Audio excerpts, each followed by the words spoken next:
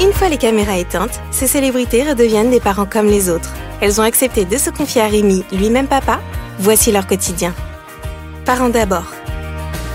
Bonjour à tous, nouveau numéro de ce podcast et je suis aujourd'hui aux côtés de l'un des animateurs radio préférés des Français. Il est sur Énergie tous les jours de 15h à 20h, animateur télé également, homme de scène mais aussi figure de YouTube où sa chaîne compte 3,5 millions d'abonnés. Rien que ça, vous l'avez reconnu.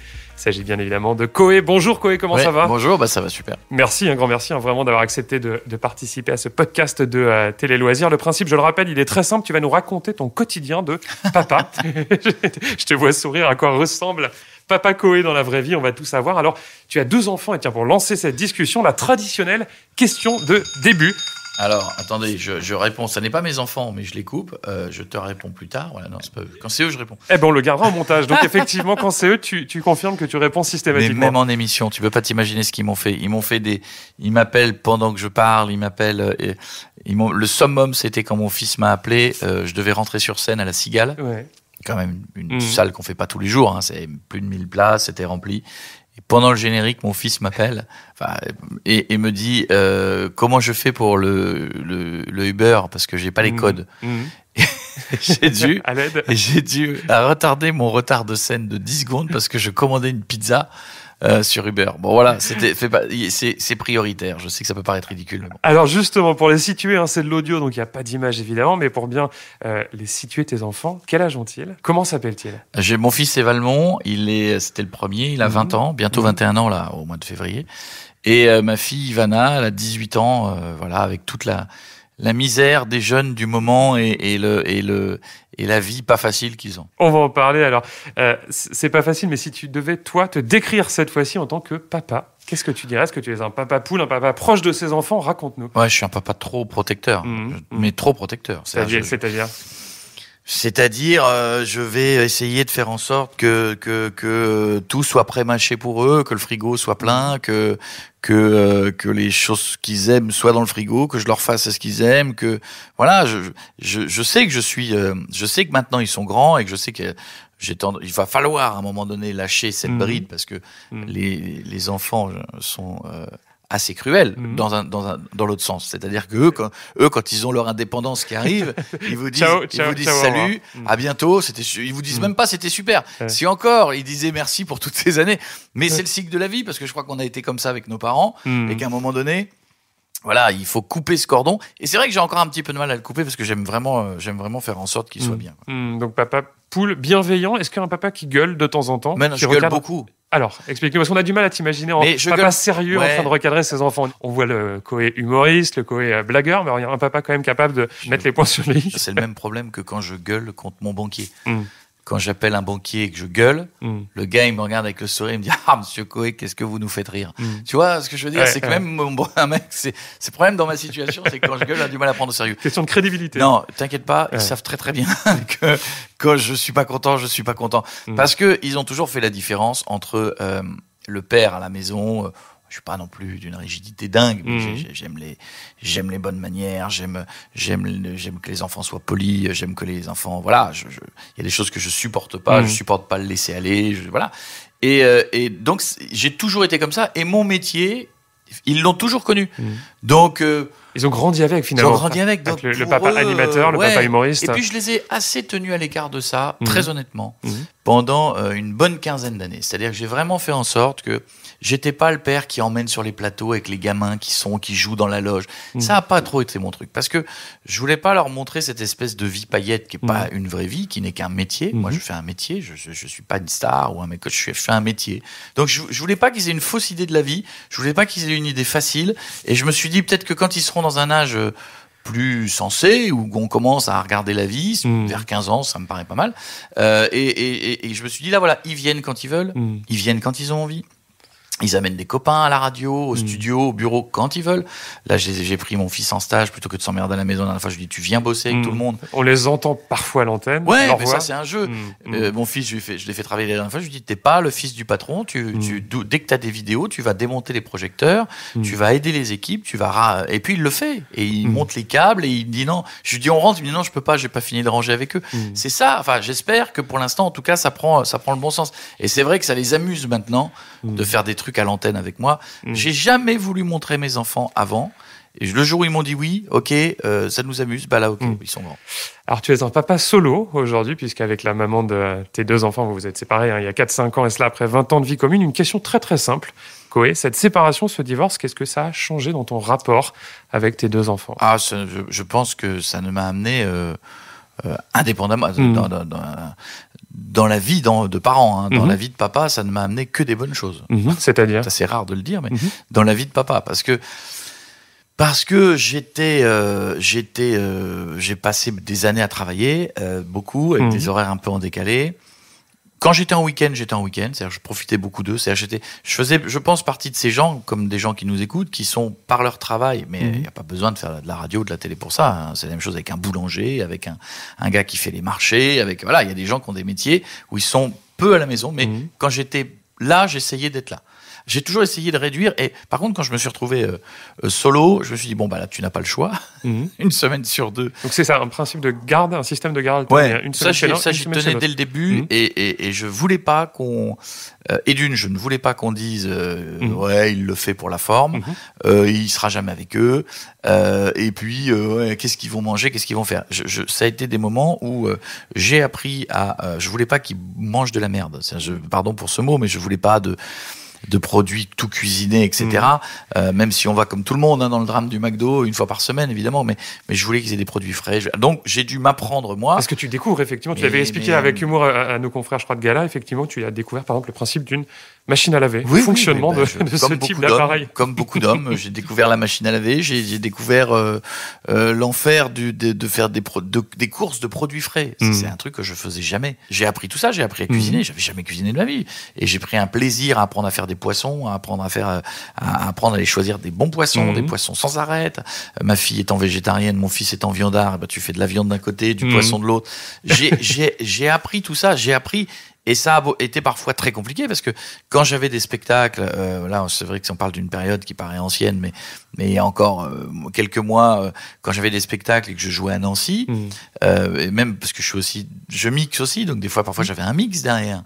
Est-ce que tu t'es dit je vais pas y arriver effectivement? Ah non, jamais. Il n'y a pas eu cette peur quand tu t'es retrouvé seul avec ces deux enfants? Non, je me suis toujours dit. Alors en plus ça a été. On va rentrer dans un détail qui est un peu plus particulier, mais ça a été plus compliqué que ça parce que quand on s'est séparés, on a souvent l'image du papa qui repart avec les enfants, mais sans les meubles. Oui. C'est exactement ce que j'ai vécu.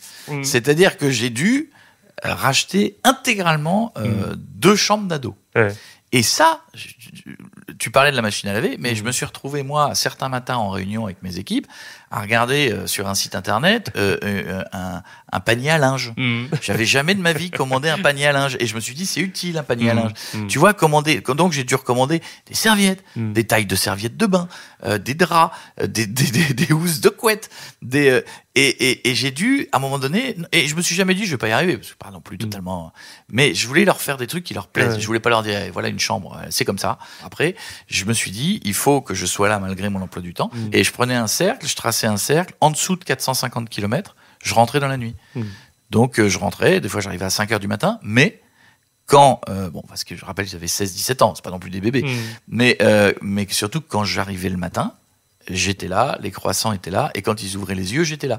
C'est peut-être idiot, mais c'était important pour moi. Beaucoup de gens m'ont dit, qu'est-ce que t'en as à faire? De toute façon, ils se lèvent à midi. Ouais, mais c'est pas le problème. C'est comme ça qu'on installe une sorte de dérive au fur et à mesure, puis d'un seul coup, on dit, je rentre plus. Non, je voulais être là, c'était une règle de vie. Question très directe, comment tes enfants réagissent quand vous leur annoncez avec leur maman que vous divorcez, que vous vous séparez, parce que c'est jamais facile, évidemment, pour des enfants. Ça c'est très perso, et puis je pense qu'ils aimeraient pas qu'on en parle, mais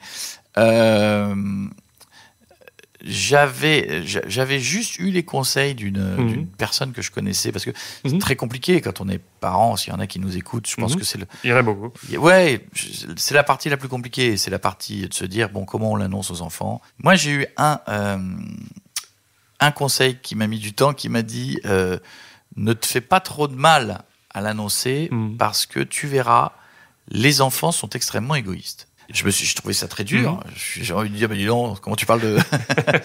Et il m'a dit un truc, il m'a dit, les enfants ne pensent d'abord à leur confort.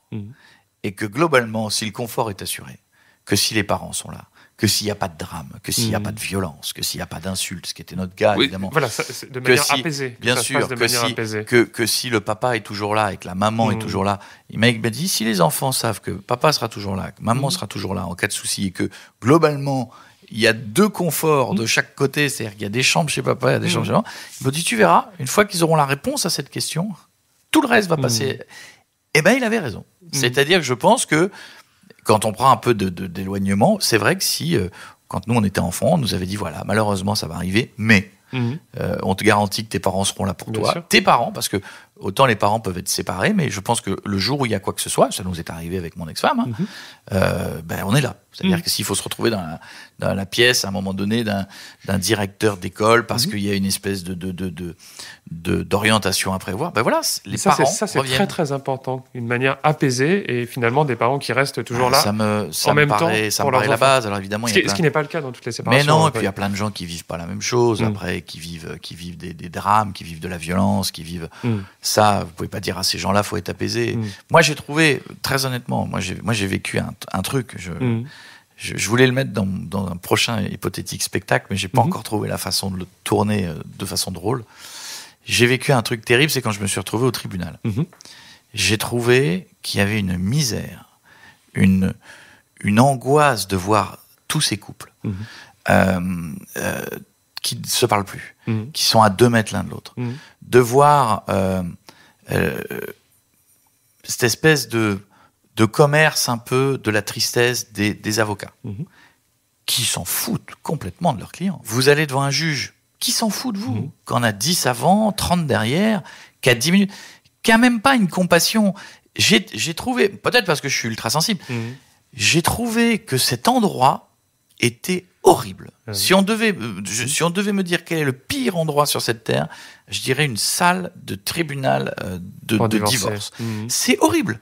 C'est horrible. Il n'y a plus un mot, il y a rien qui se dit. Il n'y a pas d'humanité. Vous tombez sur des juges qui savent que vous vivez un moment dur parce que certaines femmes vivent leur avenir, certains hommes vivent leur faillite. Enfin, attention, ça va loin. Hein. Tout ça un peu instrumentalisé parfois par des avocats qui sont pas de bons conseils, qui ne pensent qu'à prendre une partie de l'argent et qui veulent s'enrichir sur le dos de. J'ai connu moi des avocats comme ça que j'ai remerciés, honnêtement, dans mon cas personnel, que je trouvais c'était pas possible. C'est pas possible cette violence. C'est pas possible. On parle de mon ex-famille, on parle de on peut pas gérer comme ça. On peut pas gérer dans la violence, dans vous allez voir, on va on va rien voir du tout. Parce que tu souhaitais que ça se fasse de manière calme et tranquille. Mais surtout pas et je comprends que certains couples cèdent et certaines femmes ou certains hommes cèdent à une espèce de puisque c'est comme ça, tu n'auras rien, je vais tout te prendre. C'est horrible. Et vous vous retrouvez dans un endroit avec des juges, qui ont autre chose à faire que vous. Sauf que les 10 minutes qu'ils ne vous consacrent pas sont juste des 10 minutes très importantes de votre vie. Et je trouve qu'il y a un aspect tellement lointain. Je m'adresse vraiment, le ministre de la Justice doit réformer un truc dans ce pays, indépendamment de la lenteur, c'est d'humaniser cette partie-là. Justice parfois défavorable au père, c'est ce qu'on entend. Non, tout le temps défavorable au père. Mais bon, ça c'est tout le temps. C'est-à-dire qu'il y a parce que vous avez aussi une espèce d'avocats extrêmement entraînés qui sont là pour avoir des trucs qui déroulent depuis 40 ans. Mais indépendamment de ça, c'est pas grave. Je pense, vraiment, si le ministre de la Justice devait réformer un truc, il faut humaniser ça. Les procédures. Il y a des gens qui vivent des drames. Je parle pas de moi. J'ai vu des misères, j'ai vu des visages, je vous assure. J'ai vu des visages tellement tristes de gens qui se sont aimés à un moment donné. Et ça, c'est plus possible. Il faut réformer ça. Question plus légère, comment est-ce qu'on gère du coup sa vie amoureuse quand on redevient papa célibataire à plus de 40 ans? Tu avais expliqué chez Anne Romanoff, je crois que c'était sur Europe 1, que d'abord au début on est un peu foufou, on s'amuse, mais que rapidement les soirées télé en célibataire, finalement on y prend goût. Oui, je l'explique dans mon spectacle, j'ai fait Tinder d'ailleurs, j'ai essayé. Mais ça c'est incroyable. Alors, quand ça s'appelle Coé, quand on a cette tête, ce nom que tous les Français connaissent, comment on passe incognito sur... Ah non, on n'est pas incognito. C'est un vrai avatar, enfin c'est pas un avatar, c'est un vrai... D'ailleurs, c'est ce que je dis dans le spectacle, j'avais 2 phrases qui revenaient tout le temps. Il y en avait une qui était comment ça va, où on m'écrivait ça va avec un S à chaque fois, et je me disais oh là là, décidément. Et l'autre était espèce de mytho, pourquoi t'as mis la tête de Koé? Donc j'essayais d'expliquer que finalement, si j'étais mytho, j'aurais pas vraiment mis cette tête-là. Enfin, tu vois, il faut être con pour mettre ma tête. Bon, ceci dit, il paraît que d'autres le font de temps en temps en usurpant les gens connus sur d'autres sites. Mais parce que c'est léger, parce que c'est un moment où vous vous dites, vous bossez beaucoup, vous rentrez chez vous, il est 20h. Bah, s'il y a un moyen, honnêtement, alors je l'ai pas fait très longtemps parce que c'était presque amusant, parce que des fois vous recroisez des gens que vous avez vus dans les bureaux qui défilent devant vous. Bah oui, parce que c'est marrant, les applis de rencontre, on a l'impression que c'est le truc le plus honteux de la Terre, que ce soit Tinder ou les autres. Quand vous dites aux gens, vous le faites, ils disent non, moi non. Mais tu as pu quand même rencontrer des personnes. Ah ouais, mais toi, pas énorme. Mais j'ai fait des rencontres très sympas, en revanche, de gens qui sont restés que... Oui, c'était ça que j'ai trouvé génial quand on prend de l'éloignement. C'est que c'est à la base une rencontre qui est faite pour rencontrer amoureusement ou pour baiser pour les gens qui le veulent. Mais bon, des fois, il y avait rien. Mais par contre, j'ai vu des gens géniaux que j'aurais pas rencontré, drôle, que j'aurais jamais rencontré si j'avais pas sorti la tête de mon métier, parce que je vais pas draguer sur mon Instagram, parce que je vais pas draguer sur ma chaîne YouTube. Le boulot, c'est le boulot. Je drague pas à la sortie des spectacles. Moi, quand j'ai fini le spectacle, je rentre. Donc il y a un moment, vous savez, vous pouvez rester célibataire jusqu'à 70 ans avec ce rythme-là. Allez, puisqu'on parle de ta notoriété, j'aimerais qu'on évoque maintenant la manière dont ta célébrité a pu changer ou non, tu vas nous le dire, le quotidien de tes enfants. Première question, est-ce que cette notoriété, alors on en parlait déjà un petit peu tout à l'heure, a pu être pesante pour eux, être un fardeau ou pas du tout? Non, mon fils s'en fout complètement depuis qu'il est petit. Parce qu'il a connu par exemple la méthode Koé, il avait quoi, 7 ans, 7, 8 ans? Il y a eu une fois un jour, et je sais pas si c'est la discussion que l'on a eue, il devait avoir 12-13 ans, et ça allait pas, et je lui dis, mais il y a un truc qui va pas. Il me dit, il y a un garçon à l'école qui m'a dit, ton père c'est un con. Et je me suis et bon, mon fils m'expliquait qu'il s'est fâché, il a failli se battre, etc. Mais je lui dis, je lui ai expliqué, je lui dis, mais regarde, enfin, il me connaît pas, ça vient certainement de son père, qui m'a vu ou entendu à la radio, qui lui dit, ah bah lui c'est un con. Alors je lui dis, quelle est la part de vérité, de jalousie? Je lui dis, ce papa a peut-être un métier pas drôle. Peut-être que ça le rend dingue d'imaginer le fantasme du gars qui gagne beaucoup d'argent en racontant des conneries à la radio. Donc ça l'énerve. Donc je suis un con. Je raconte des trucs à la radio. Peut-être que je me suis moqué d'un truc qu'il n'aime pas. Donc je suis un con. Et puis peut-être qu'il pense réellement que je suis un con. Mais je lui dis, mais malgré tout, regarde ta vie. Je lui dis, on est bien, on est heureux, on s'amuse, on part en vacances. On a la chance d'aller au soleil quand il fait beau, d'aller, d'avoir une maison, voilà, d'avoir une belle vie. Je lui dis finalement, c'est ce que tu dois retenir. Il me dit, ouais, voilà, puis là. Puis je crois qu'il m'a dit, ouais, non, mais t'as raison. Ouais, en fait, t'as raison, ça doit être son père. Et puis ça s'est arrêté là, et je crois qu'il n'a plus jamais eu de problème. Et il est très en distance avec ça. Pas de fierté quand même, j'imagine, quand les gamins dans sa classe disent, bah quand même, c'est ton papa, on l'a entendu, on l'a vu. Ma fille, peut-être plus, parce que ma fille, elle se met en avant dans les réseaux sociaux. Enfin, je l'ai initiée un peu à ça, et puis parce qu'elle a pris goût derrière. 30 000 abonnés sur Instagram. Ouais, puis bon, alors que mon fils s'en fout complètement. Lui, il en a rien à faire d'Instagram, ça ne l'intéresse pas. Lui, il est dans le gaming, le e-sport, le reste autour. J'ai fait un truc sur Twitch la semaine dernière avec lui, parce que je lui ai dit, voilà, on va essayer ensemble. On a joué à un jeu vidéo, et puis tous les 15 jours, on va faire un truc où on joue aux jeux vidéo ensemble. Il est très gamer, et moi, je suis pas du tout. Surtout, je n'ai pas de patience. Et dans la rue, par exemple, quand plus jeune, quand on venait te voir pour un autographe, un selfie, tes enfants, ça les amusait, parce que c'est quand même un quotidien particulier quand on a un papa qui est reconnu, connu. Ils s'en moquent. Vraiment, ils ont... mon fils, je mange avec lui, il va dire, bon, écoute, je crois que derrière, ils veulent des photos. Enfin... Celui qui fait les photos, on est dans la rue, c'est lui qui fait l'appareil photo. D'ailleurs, c'est un très mauvais photographe. Je m'excuse auprès de tous les gens qui ont dû avoir des photos où ils n'ont vu que mes pieds ou le lampadaire de derrière, parce que pour faire des photos, il n'est pas très bon. Merci Valmont.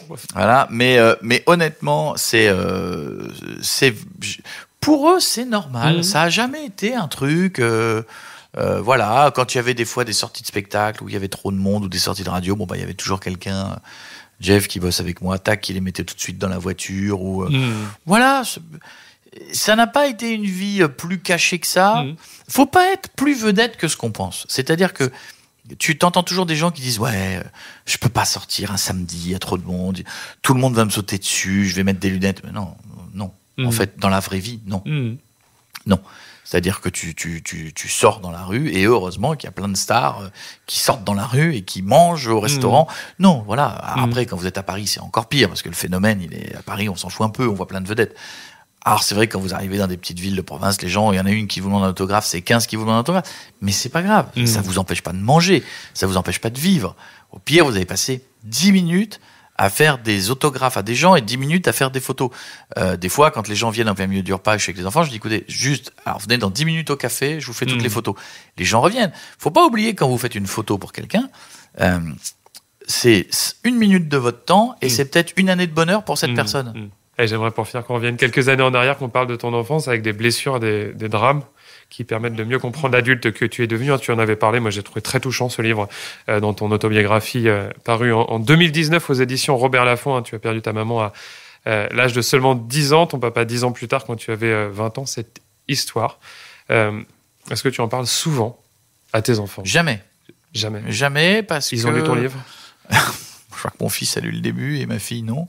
Je leur ai dit, c'est pas grave, vous le lirez à ma mort. Mais bon, en même temps, quand t'as 18 ans, t'as pas envie de lire le livre de ton père. Enfin, tu vois, honnêtement, soyons honnêtes. Ils s'y plongeront un jour.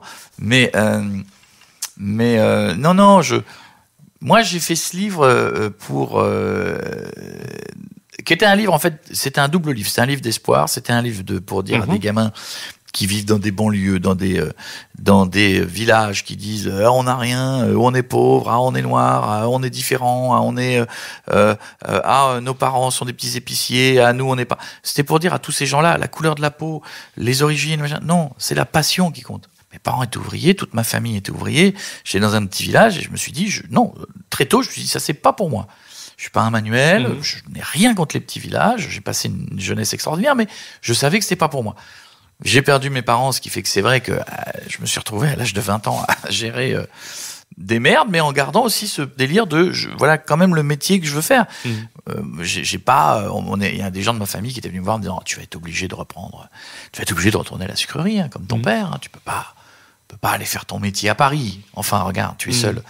Et ben si, je l'ai fait, mais et aujourd'hui j'essaie d'expliquer à mes enfants les valeurs. Vous savez, j'ai ma chérie avec laquelle je suis en ce moment a aussi 2 enfants et elle les a aussi très très bien éduqués là-dedans dans les valeurs. Et je crois que c'est quelque chose de très important. J'aurais pas, par exemple, accepté d'être le beau papa de 2 gamins ultra mal élevés. Ça pour toi, c'était effectivement un critère. Non. Quand on se met avec quelqu'un, les enfants font partie du package. 2 petits cons là qui s'accrochent au plafond ou qui t'insultent, mais jamais de la vie. Non, mais attends, non. Ah non, je supporte pas ça. Non, mais il y a des merdeux, faut pas. Ils ont quel âge ? Il faut dire les choses. Il y a des gamins, ils sont horribles. Ils ont quel âge ces 2 enfants ? Ils ont 13 et 14. Faut pas que je me trompe dans donc, l'âge dur, l'âge difficile. Oh, alors pas du tout dans leur cas. Ils sont. C'est vrai. Non, mais ils sont très intelligents, très. Et puis voilà. Et puis je trouve que j'aime bien le rôle de beau papa aussi. C'est très marrant ce rôle parce que c'est le rôle de père avec une petite pression en dessous. Tu vois ce que je veux dire ? Parce qu'ils ont un papa qui était surtout pas là pour remplacer. Oui, mais parfois difficile d'asseoir son autorité avec des beaux enfants. Oui, mais parce que encore la tâche est parfois plus dure. Oui, mais parce que quand il y a besoin d'autorité, en l'occurrence, ils n'ont pas besoin de cette autorité. Voilà, moi je suis plutôt là pour être de bons conseils, pour être plus cool, pour passer du bon temps avec eux quand ils en ont envie. Et vous habitez ensemble avec les enfants ? Ça se passe bien quand tes enfants sont à la maison entre les 4 franchement, ouais. C'est super. Donc c'est quoi ? C'est une harmonie retrouvée, C'est toujours joli quand des familles recomposées, effectivement. Bah oui, mais enfin, après, vous avez les petits pics des fois de l'un qui est pas de bonne humeur. Quand vous mettez 6 personnes autour de la table, c'est assez rare d'avoir 6 bonnes humeurs en même temps. Vous avez des fois un qui est pas content, un qui trouve que c'est nul. Voilà. Mais la greffe, pardon pour le mot qui est pas très joli, mais elle a pris. Elle a très bien pris parce qu'elle a été cool et puis parce que tout le monde a été cool et puis parce que je pense qu'il faut avoir une vision de la vie, de se dire, quand on a de la chance d'être aujourd'hui en bonne santé, honnêtement, on a la chance d'être en bonne santé. On a la chance de faire un métier que l'on veut. Moi, j'ai 48 ans, j'ai 48 balais. Chaque matin, je me lève et je me dis, ma mère est morte à 48 ans. Vous vous doutez bien que 48 ans pour moi est un âge qui fait effet dans ma tête, qui fait écho, pardon. Et je me dis quand je je me dis, j'ai de la chance d'être en super bonne santé. J'ai de la chance de ne pas avoir mal aux jambes, aux pieds, de pouvoir marcher 6 km quand j'en ai envie. Bon, quand vous avez cette chance d'avoir ça, franchement, quand vous devez reconstituer une famille avec 2 personnes qui s'aiment, c'est que de la rigolade. Si vous êtes malin, faut faire avec les humeurs de chacun, les oui, les non de chacun, et puis à un moment donné, les choses vont bien. Mais si la question n'est pas trop indiscrète, Koé, dans quel cadre as-tu rencontré cette... Oh, ça fait partie de choses hors Tinder, en fait. Non, mais j'avais déjà annulé l'appli cinéma. Qu'est-ce que j'ai parlé de cette appli? Mais j'avais déjà arrêté le truc depuis longtemps. Parce que, par contre, ça, c'était un exercice qui m'avait fatigué, ça. L'exercice de la rencontre. Oui. Comme un entretien d'embauche, c'est ça? On prend un café et de « Ah, mais je crois pas que ce soit toi ». Alors là, ça m'avait fait marrer à un moment donné parce que ça a occupé mes soirées de célibataire.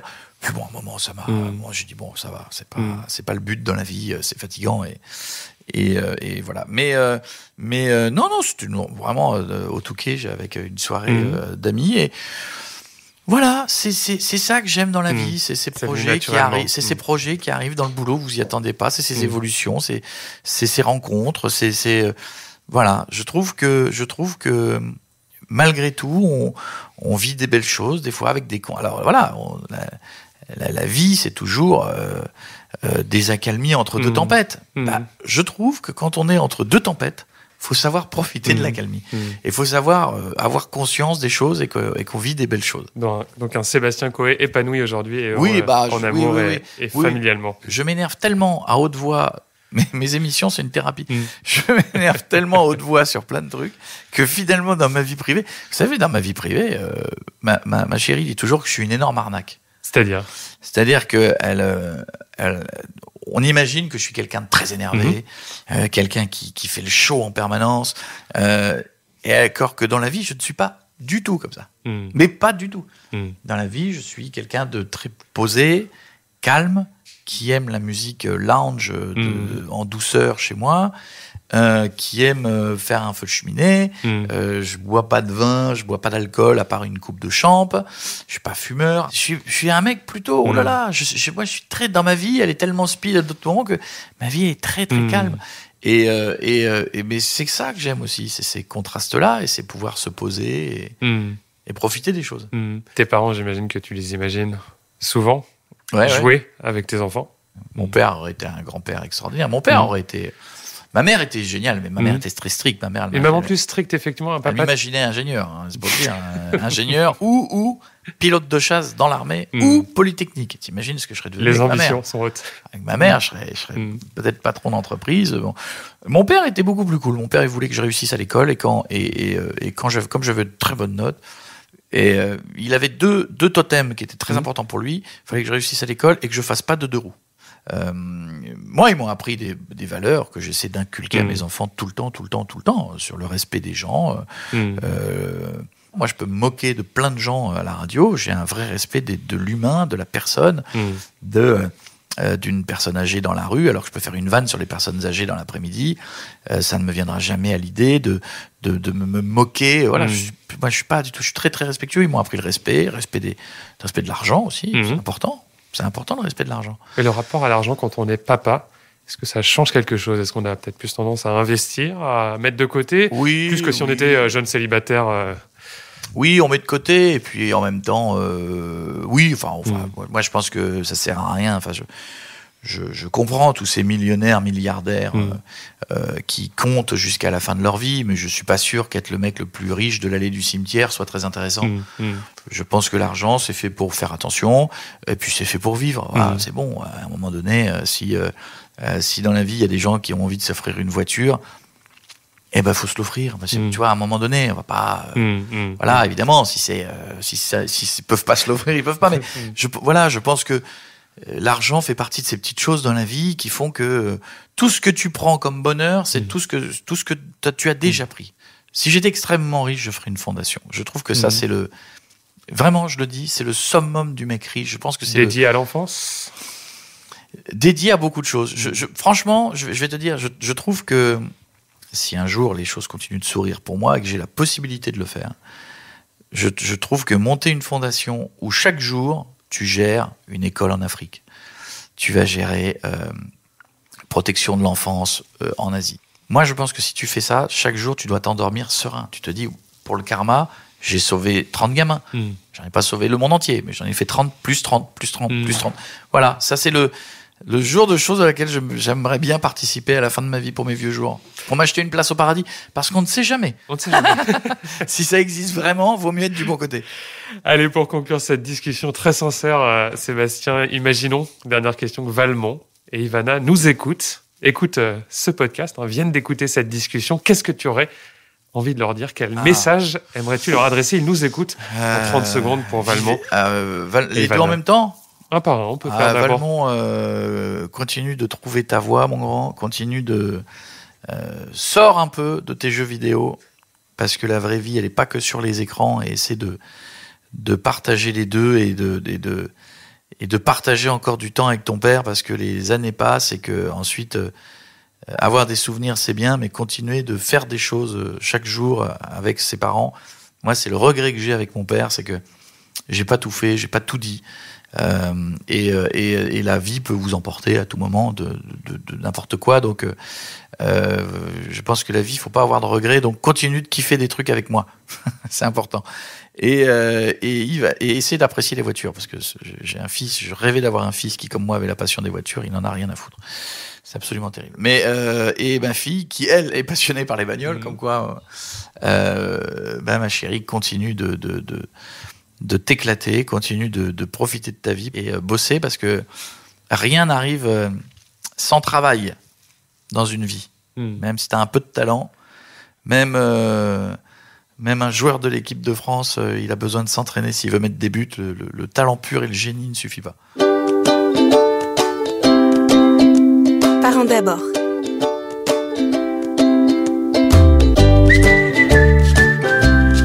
Et je rappelle que vous pouvez retrouver ce podcast sur Audionao, Deezer, Spotify, Apple Podcast et toutes les plateformes de podcast.